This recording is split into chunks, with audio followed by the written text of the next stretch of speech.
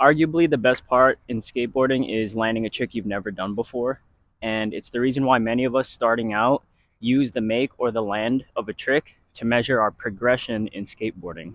And I like to argue that there's a lot more to just landing the trick that contribute to progression in skateboarding. And there's three things in particular that come to mind for me. If you're more experienced in skateboarding, you probably already know this, but if you're a beginner, maybe you should consider this. This has probably happened to you before. You try a new trick, let's say a flat ground trick, for example, and you're trying it over and over and over again. And it comes to the point where you're not even thinking about doing the trick anymore. You're just thinking about landing it. And next thing you know, you land the trick, but you're not entirely sure how you got there. You kind of just black out. You don't know what changed between your last attempt and the attempt that you landed. And this is kind of where I've had a problem with this sort of linear style of progression that became popularized with the rise of YouTube skateboarders, specifically Braille and Aaron Cairo, where they teach you like, oh, learn the ollies, then the 180s and the shove-its and the kickflips, yada, yada, yada, which as a beginner, sure, that's a good guide to follow, but it doesn't teach you how to learn to do a trick, and it doesn't teach you when to know to change certain things. In fact, the worst part about it is for a lot of people, it might put certain tricks on a pedestal, making them seem more difficult than they actually are. Whereas if you learn how to learn to do a trick, you learn certain cues, it makes more difficult tricks actually a lot simpler. So the three things that come to mind for me to show that you're progressing in skateboarding that aren't just the land is comfort, adaptability, and everyone's favorite, consistency.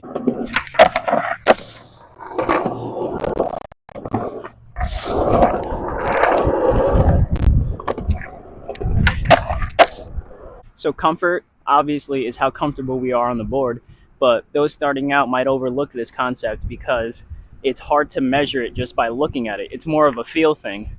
One way you can measure how comfortable you are on the board is how quickly and easily you adjust to sudden movements. Another way you can measure your comfort on the board is how fast you're going. People who skate faster tend to be a lot more comfortable on their board. Are you more comfortable on the board today than you were yesterday? Do you feel more comfortable on the board at the end of your session compared to the beginning of your session? Well, you're probably progressing a lot faster than you might think. Now, the second one is adaptability. This one is a little bit tricky to explain, but essentially what it is knowing when the problem you're encountering when doing a trick can be solved by something specific.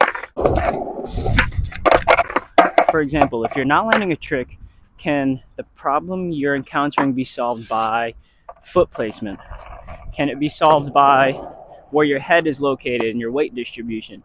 Can it be solved by your rotation or the timing of your rotation? This is your ability to adapt. Now, for starters, it's really hard to know when to fix certain things with those specific cues. So skating with someone who's slightly better than you can really increase the chances of you learning how to adapt on your board.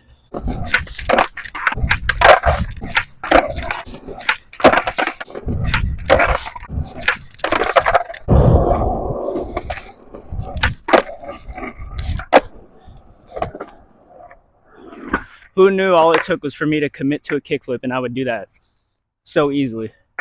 So yeah, take adaptability into account when you're starting out, or even if you're more experienced, be mindful of what you're doing on the board. From the very beginning, when you squat down, to the very end when you land. Don't just think about the pop and the land. Think about all the little mental cues you have to give yourself to solve the problems that you're encountering. And the last thing is consistency. You can measure your progress on a board with how consistent you are. It's one thing to land a new trick, once or twice, and then lose it the next day. It's another thing to keep trying and land it all the time.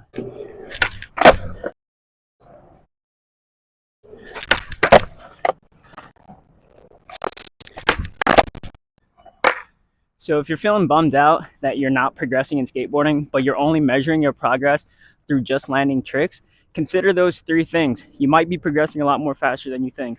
And God bless you if you're one of those kids who can just find a skate video, find a style of skateboarding that you like and really resonates with you, and you can just mimic the tricks that they do without a care in the world of if the trick that you land is more difficult than the last one you did, you know? And I'm saying that because in my first video that I uploaded the other day, I did 2 new tricks, but those tricks were like so elementary. They were literally just stalls. And if you think I'm making this video as an excuse for not having a large bag of tricks, you're like kind of right. I don't have a large bag of tricks, but that's why I'm getting out here 2 hours before I have to go into work and doing a kickflip mani in the shortest amount of time that I can.